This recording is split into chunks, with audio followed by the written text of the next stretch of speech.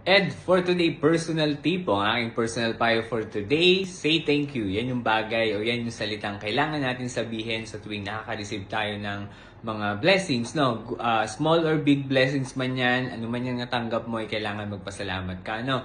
And for example, may taong tumulong sa'yo, no? Maliit man na pabor, malaking pabor man ito, magpasalamat ka pa din dahil tinulungan ka. Ano man ang bagay, ano man ang mga blessings na na-receive mo, small or big man yan, ipagpasalamat pa rin natin, magpasalamat tayo sa tao dahil isa yung magandang ugali, no, na na-appreciate natin yung ginawa nila. Maliit man yan, malaki man yan, mag-thank you pa rin tayo. Dahil kung ikaw ang taong naka-receive ng salitang thank you, sigurado ako mas makakangiti ka, mas mapapasmile ka dahil nga may nagpasalamat sa'yo dun sa maliit man o malaking bagay na ginawa ng tao. Okay? Kaya ugaliin natin na magpasalamat tayo, small or big man yan, ano man yan, no? Kung nakatulong yan sa'yo at nakatulong yan sa family mo o sa mga relatives mo, magpasalamat ka. Always say thank you. Okay? Yun yung personal payo ko ngayong araw. Kung nagustuhan mo, baka pwedeng pakilike ng video na to. Pwede mo rin palang i-share, no? At baka pwede mo akong i-like and follow sa FB page ko na Ed for Today. At pwede mo rin palang i-follow sa TikTok at i-subscribe sa YouTube. Yun lamang. Salamat!